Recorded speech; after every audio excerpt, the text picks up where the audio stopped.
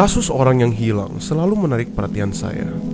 Bayangkan, di mana pada zaman seperti sekarang, di dunia yang modern, seseorang bisa tiba-tiba melenyap begitu saja, tanpa meninggalkan jejak sama sekali. Suatu konsep yang sungguh mengerikan untuk dipikirkan. Dan di antara banyak kisah-kisah orang yang menghilang, kasus-kasus dari Missing 411 selalu membuat saya merasa terganggu dengan cara yang berbeda. Di mana dalam kasus-kasus ini, secara definisinya sama sekali tidak memiliki penjelasan yang memuaskan, dan nasib korban tetap menjadi sebuah teka-teki yang bahkan sampai sekarang belum terpecahkan. Dan meskipun kebanyakan korban menghilang dan tidak pernah meninggalkan jejak sama sekali, kadang-kadang ketika ada penemuan sisa dari korban, seringkali malah menimbulkan lebih banyak pertanyaan daripada jawaban. Dan hari ini kita akan mencoba untuk menjawab beberapa pertanyaan tersebut, serta menjelajahi lebih dalam dan lebih lanjut ke dalam dunia misterius yang dikenal dalam kasus-kasus Missing 411. Sebelumnya kita udah pernah melihat beberapa kasus Missing 411 di mana korbannya menghilang dan sama sekali tidak ditemukan jejak atau sisa apapun, benar-benar menghilang total. Sama seperti kasus yang contohnya seperti kasus Dennis Martin yang kita lihat di episode sebelumnya. Namun hari ini kita akan melihat sebuah kasus yang berbeda.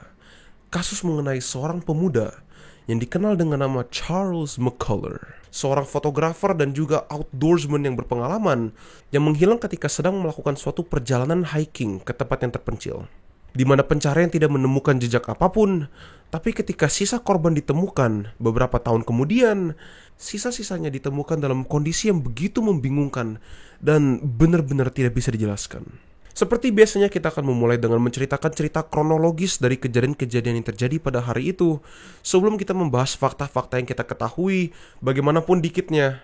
Dan hari ini, dengan menggunakan fakta-fakta yang kita ketahui, kita akan mencoba untuk merancang sebuah teori yang bisa menjelaskan apa yang sebenarnya terjadi pada Charles McCullers. Jadi jika itu terdengar menarik, maka jangan kemana-mana, karena kita akan langsung menjelajahi kasus Missing 411 yang sangat membingungkan, yang detail-detailnya sangat aneh dan sampai dipertanyakan hingga sekarang. Mari bersama-sama kita menggali kasus kehilangannya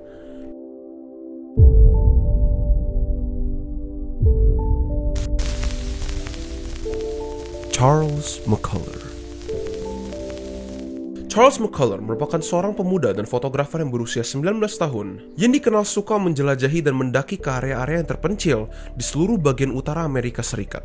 Dia seringkali pergi mendaki sendirian, mendaki ke tempat-tempat ini untuk mengambil foto pemandangan alam. Pada tanggal 29 Januari 1975, Charles McCullers pergi dan menginap di rumah temannya yang terletak di daerah Eugene, Oregon, sebelum menaiki bus Greyhound dan menuju tempat fotografi selanjutnya, yaitu Crater Lake National Park. Sebelum perjalanan ini, Charles McCullers memberitahu temannya bahwa ia berencana akan kembali ke tempatnya pada 31 Januari. Dan ia juga menyuruh temannya jika ia masih belum kembali hingga tanggal 1 Februari untuk segera melaporkannya pada polisi dan mencarinya, karena dia cukup berpengalaman dalam menghabiskan waktunya di alam luar dengan cukup lama. Charles seringkali berpergian dalam perjalanan fotografi semacam ini untuk mengambil foto-foto satwa liar dan alam-alam di sekitarnya. Dan tidak jarang baginya untuk menghabiskan beberapa hari di alam terbuka seperti pada pegunungan sebelum kembali pulang ke rumah. Dan karena itu ketika Charles McCullers pergi pada tanggal 29 Januari, temannya sama sekali tidak khawatir tentang keberadaannya. Tapi ketika tanggal 1 Februari telah tiba dan Charles McCullers masih belum kembali, sesuai dengan keinginannya, temannya segera ke polisi dan melaporkan kehilangannya. Dan tanggal 1 Februari 1975 adalah tanggal di mana Charles McCullers secara resmi dinyatakan menghilang. Dan setelah ia dilaporkan menghilang, sebuah operasi pencarian yang luas segera diluncurkan. Dari pencarian daratan yang diikut sertai oleh begitu banyak orang yang mencari di bagian-bagian hutannya, hingga survei udara yang melibatkan pesawat terbang dan helikopter yang menyelimuti bagian-bagian dan melihat bagian-bagian berbukit pada Taman Nasional Crater Lake National Park. Kelompok-kelompok pencarian mencari dan menjelajahi daerah-daerah tersebut melalui semua jalur-jalur hutan, rawa, medan bebatuan, tebing, dan lain-lainnya. Lokasi-lokasi yang terbuka dan terpencil yang meliputi semua daerah dan jalur yang bisa diambil oleh Charles. Mereka pun sampai mengumpulkan dan mempertanyakan beberapa saksi mata untuk membantu dalam pencarian. Dan dari itu mereka mengetahui bahwa Charles terakhir kali dilihat oleh orang pada Diamond Lake Resort ketika ia sedang menaiki sebuah bus dari Eugene ke Crater Lake National Park. Laporan ini diberikan oleh seorang penjaga taman yang memberi tumpangan pada Charles ke pintu masuk Crater Lake dari Diamond Park. Meskipun ada banyak orang yang mengatakan mereka telah melihat Charles setelah ini, seperti contohnya ada orang yang melaporkan bahwa mereka melihat Charles mendaki sebuah daerah yang diselimuti oleh salju yang setinggi 5 meter. Dan juga ada yang melaporkan bahwa mereka melihat Charles dalam jarak 45 menit dengan mobil cuma berjalan di sekitar trotoar taman. Tapi menurut pihak penyelidik, laporan-laporan tersebut kurang bisa dipercaya. Dan karena itulah penjaga taman ini merupakan saksi kunci. Karena selain merupakan saksi mata terakhir yang melihat Charles masih hidup, deskripsi yang ia berikan mengenai Charles seperti peralatan-peralatannya, baju-bajunya, dan jaketnya cocok dan sesuai persis dengan apa yang dia bawa ke taman itu. Ini membuat penjaga taman itulah satu-satunya saksi yang bisa dipercaya dan dikonfirmasi melihat Charles hidup-hidup pada hari tersebut. Barang-barang yang Charles bawa pada hari itu merupakan celana jeans biru pudar, jaket biru dengan penutup kepala, sepatu boot hiking dengan pelindung salju, dan sweater berkerah tinggi putih atau turtleneck dengan desain merah dan coklat. Tapi sebuah pencarian yang sudah sulit dilakukan pada kondisi cuaca pada hari tersebut menjadi makin sulit akibat lapisan salju yang menyelimuti daerah tersebut yang hampir setinggi 12 meter akibat hujan salju yang sangat deras di hari-hari sebelumnya. Dan meskipun partisipasi dari lembaga-lembaga resmi, distribusi poster, pencarian lewat daratan dan udara, pada akhirnya Charles McCullers tidak ditemukan. Sayangnya, pencarian awal Charles McCullers tidak menghasilkan hasil apapun. Dan sebuah detail yang menurut saya sangat menarik dan juga merupakan sebuah detail yang kalian akan menyadari sebuah detail yang dimiliki dan serupa dengan kasus 411 yang lain adalah setelah pencarian dan penyelidikan secara resmi diluncurkan, FBI ikut terlibat dan terlihat di lokasi pencarian. Dan jika kalian menyaksikan episode sebelumnya pada series ini, maka kalian akan tahu bahwa FBI hanya melibatkan diri mereka dengan kasus-kasus yang memiliki kelibatan dengan pembunuhan, penculikan, atau campur tangan orang lainnya. Namun sampai saat ini informasi yang mereka miliki tentang Charles McCullers adalah sama sekali nggak ada. Mereka sama sekali nggak ada informasi mengapa ia bisa menghilang. Kasus ini hanya merupakan sebuah kasus di mana seorang pemuda fotografer pergi untuk mendaki di alam luar dan kembali pulang sedikit melebihi tanggal yang ditentukan. Jadi faktanya bahwa FBI melibatkan diri mereka dalam kasus kecil ini itu sangat mencurigakan. Dan sampai saat ini kenapa FBI ini terlibat masih belum pernah dijelaskan. Selama berbulan-bulan, pencarian yang berkelanjutan sama sekali tidak menghasilkan hasil yang menemukan apapun mengenai petunjuk atau keberadaan Charles McCullers sama sekali. Sebelum pada tanggal 18 Oktober 1976, hampir 2 tahun setelah kehilangannya Charles McCullers, di mana terjadi suatu kemajuan pada investigasi. Ketika beberapa pendaki melaporkan bahwa mereka menemukan sebuah tas ransel dalam kondisi yang sangat rusak pada pihak Crater Lake National Park dan kunci mobil Volkswagen yang cocok dengan yang dimiliki oleh Charles McCullers. Barang-barang tersebut ditemukan pada daerah Bybee Creek pada Crater Lake National Park dan merupakan pemicu untuk sebuah pencarian besar-besaran yang jauh lebih besar dan terfokus pada daerah terpencil tersebut. Dan tidak seperti pencarian sebelumnya, pencarian ini memberikan hasil yang sangat menarik. Mereka menemukan alat perkemahan yang sudah rusak, tulang rahang bawah seseorang, dan juga tengkorak manusia. Dan meskipun sisa tulang sudah mulai rusak dan keropos akibat faktor alam, rekam gigi akhirnya bisa mengkonfirmasi bahwa tulang-tulang tersebut benar-benar milik dari seorang Charles McCullers yang sudah meninggal. Dan hanya dari itu, detail-detail aneh saja sudah mulai muncul. Celana jeans Charles McCullers ditemukan bersandaran pada sebuah batang kayu yang besar, dengan kancing dan ikat pinggangnya terbuka. Ini aneh karena selain celana jeans tersebut, tidak ada lagi barang dari Charles yang ditemukan. Sama sekali nggak ada. Dan jelas-jelas Charles McCullers pergi hiking dengan perlengkapan yang lebih lengkap daripada hanya sekedar celana jeans doang. Namun semua barang-barang lainnya seperti kemejanya, jaketnya, mantelnya, celana dalamnya, bahkan sampai sepatu bootsnya tidak bisa ditemukan sama sekali. Kecuali kaos kakinya. Dan kaos kakinya ditemukan terlipat dengan rapi di dalam celana jeans dia sendiri. Hal ini membuat orang-orang percaya bahwa mereka dengan sengaja ditempatkan di sana. Fakta bahwa kancing celana jeans dan ikat pinggangnya telah terbuka dengan sengaja juga menunjukkan bahwa orang yang melepaskan celana Charles melakukannya dengan sukarela. Dan detail-detailnya makin aneh dari sini. Dalam celana jeans Charles McCullers, mereka menemukan sisa tulang kering yang patah. Dan dalam kaos kakinya, mereka menemukan sisa-sisa kepingan-kepingan tulang kaki yang patah. Tapi yang merupakan suatu detail yang sangat membingungkan adalah ketika mereka ngecek tulang-tulang kaki dalam kaos kaki tersebut, beberapa tulang-tulangnya tidak cocok dengan tulang Charles McCullers. Meskipun penemuan dan laporan tersebut kurang didukung oleh laporan lain, itu masih merupakan sebuah detail yang sangat menarik dan aneh menurut saya. Jadi sebenarnya apa yang terjadi pada Charles McCullers? Kenapa ia gagal pulang dalam waktu yang tepat? Di mana barang-barang lain yang dibawanya? Di mana kerangka tulang lainnya? Dan kenapa tulang orang lain ditemukan dalam kaos kakinya? Pertanyaan-pertanyaan itulah yang akan kita jawab, atau coba menjawab dengan fakta-fakta yang kita miliki sekarang. Dengan segmen video selanjutnya ini, kita akan meninjau semua fakta-fakta yang kita ketahui dengan 100%, dan bersama-sama kita akan mencoba menggabungkan bagian-bagian dari teka-teki ini mengenai apa yang sebenarnya terjadi pada hari ketika Charles McCullers menghilang dan meninggal. Pertama-tama saya ingin kita menjelajahi teori bahwa Charles McCullers mencapai di tempat kematiannya dia dengan sendirian.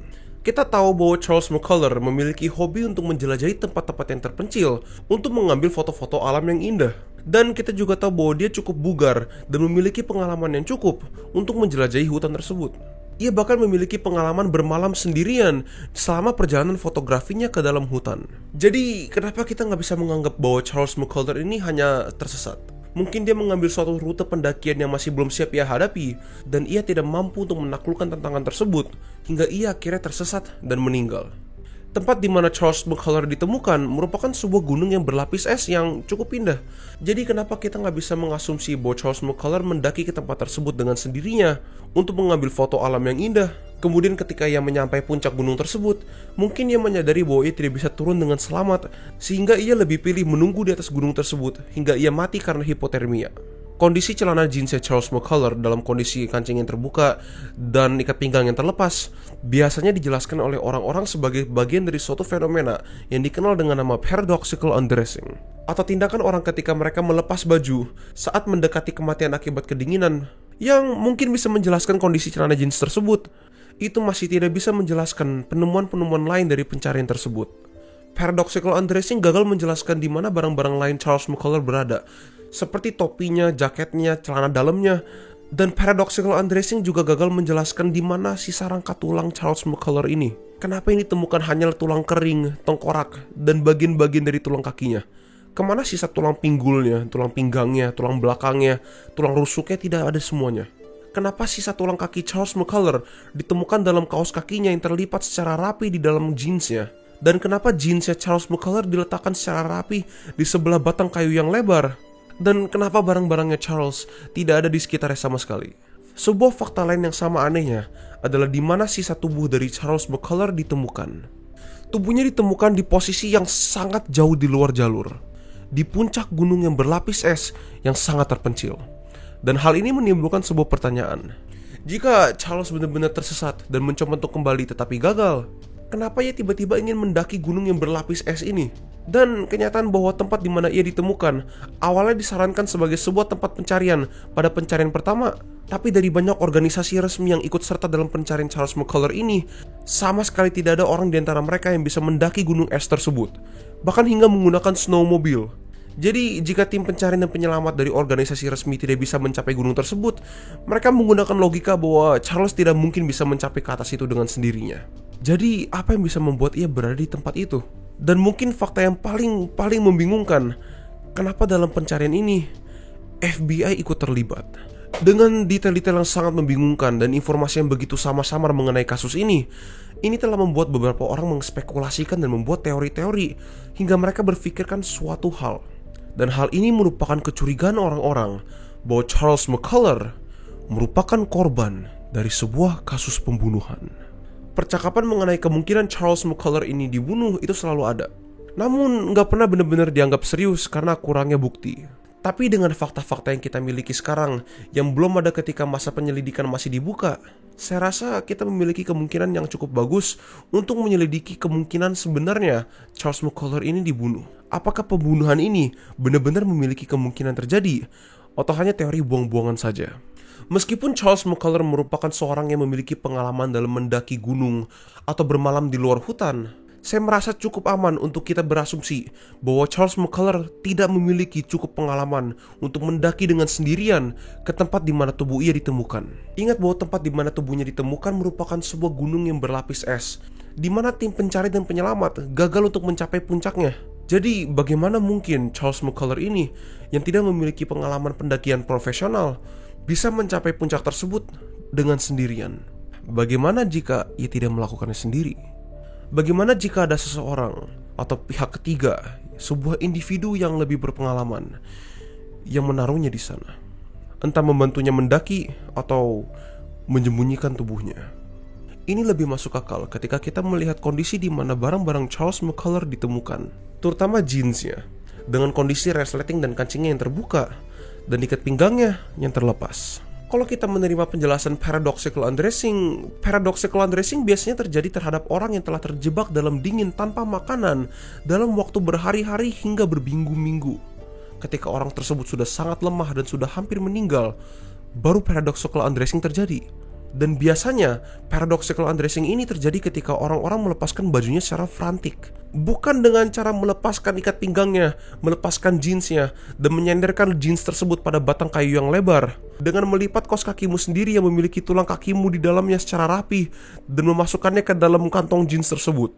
Dan karena paradoxical undressing biasanya terjadi setelah berhari-hari atau bahkan berminggu-minggu setelah orang terjebak dalam kedinginan, ini mengimplikasikan bahwa Charles McCullers mendaki ke atas gunung tersebut, mengambil beberapa foto, dan berdiam selama berhari-hari dan berminggu-minggu hingga paradoxical undressing terjadi, dan sama sekali tidak sekalipun berpikir untuk turun dari gunung tersebut, dan masih memiliki cukup energi untuk melipat dan menata celananya dengan rapi. Selain itu, semua pakaian-pakaian lainnya bukan hanya berserakan, tapi lenyap, menghilang, tidak ditemukan sama sekali. Bahkan sampai kamera sangat mahalnya juga hilang. Ini sangat tidak masuk akal aja bagi saya. Tapi fakta-fakta aneh lainnya seperti sebagian besar tulang Charles McCullers menghilang itu bisa dijelaskan karena satwa liar pada daerah tersebut. Bisa aja sebuah rubah, burung hantu, atau hewan-hewan lain yang mengambil bagian tubuh Charles setelah ia meninggal dan membawa tulangnya dengan mereka. Tapi faktor satwa liar sama sekali tidak bisa menjelaskan di mana jaket, mantel, kamera, sepatu bot, kompas, botol minum, dan bahkan pisau Charles McCullers ini berada. Kecuali jika kita berasumsi bahwa seseorang atau sesuatu mengambil barang-barang tersebut dengan sengaja. Dan makhluk apa yang akan mencuri sebuah botol minum, pisau, jaket, kompas, kecuali manusia lain? Dan fakta lain yang orang suka tunjukkan mengenai teori pembunuhan ini adalah fakta bahwa selain tulang-tulang Charles McCullers sendiri ditemukan dalam kaos kakinya, mereka juga menemukan tulang-tulang orang lain yang sama sekali tidak bisa diidentifikasi. Tapi sekali lagi, laporan itu masih kurang bisa dipercaya menurut saya, karena hanya laporan satu itu doang yang mengatakannya, dan laporan-laporan serta berkas-berkas lain mengenai informasi investigasi ini tidak mengatakan apapun mengenai penemuan itu. Tapi dengan barang bukti dan juga tersangka yang benar-benar gak ada, serta salju yang sangat lebat yang pasti telah menutupi semua langkah kaki orang atau pihak ketiga jika memang ada sebuah pihak ketiga yang terlibat dalam kasus ini, sulit mengatakan dengan 100% apakah Charles McCullers ini dibunuh atau tidak.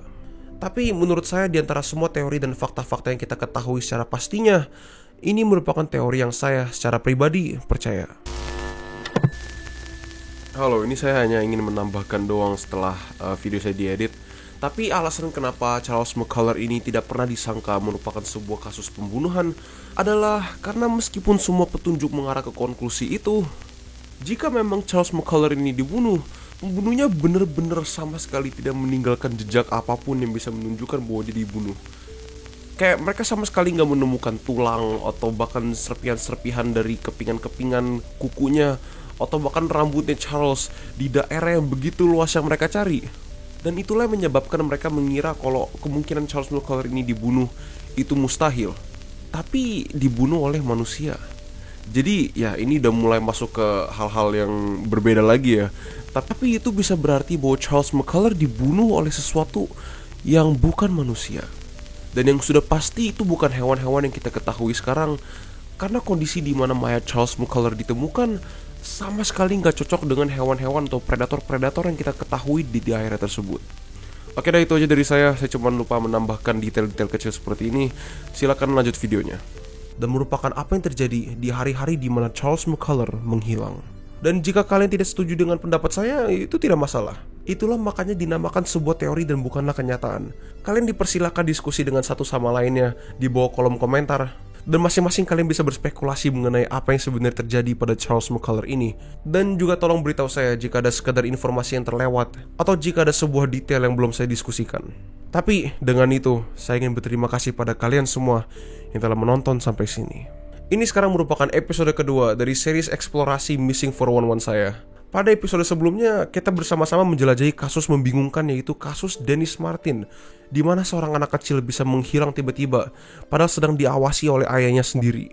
Tapi saya yakin pada saat ini, setelah kita membahas kasus Charles McCullers, kalian sudah mulai menangkap perasaan saya ketika saya mengatakan bahwa kasus 411 ini, atau kasus Missing 411 ini, benar-benar berbeda dari kasus lainnya. Dan mungkin penggambaran saya mengenai semua kemustahilan mutlak yang saya bicarakan di video selanjutnya mulai ditangkap pada kasus-kasus ini. Karena kondisi di mana kasus-kasus ini terjadi itu benar-benar harusnya mustahil. Tapi ya, kasus kehilangan dan kematiannya Charles McCullers itu merupakan suatu peristiwa tragis yang terjadi. Beliau hanya berusia 19 tahun di hari ia menghilang, dan ini benar-benar merupakan sebuah tragedi. Keluarga-keluarga yang terkena dampak dari kejadian ini kemungkinan besar tidak akan mendapatkan closure atau penutupan mengenai apa yang sebenarnya terjadi pada Charles McCullers. Karena seperti kalian tahu, channel saya berfokus pada dokumenter atau dokumentasi pada kejadian-kejadian horor yang memang bentuknya tragedis, bukan dengan tujuan untuk meraih keuntungan. Video-video yang saya buat ini dimaksudkan untuk membawa kembali kasus-kasus ini dari kegelapan kepada cahaya kecil yang bisa saya berikan.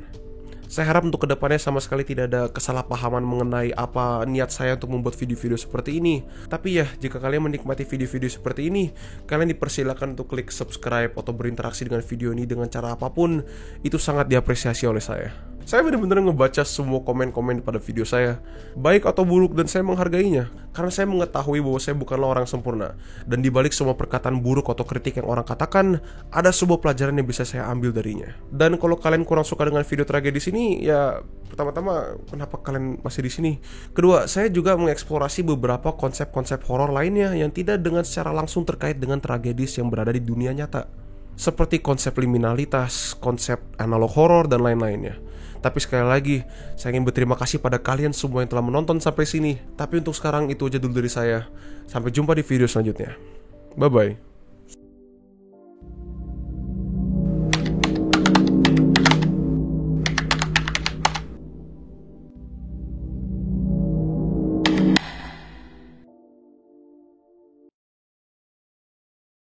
Something terrifying, right?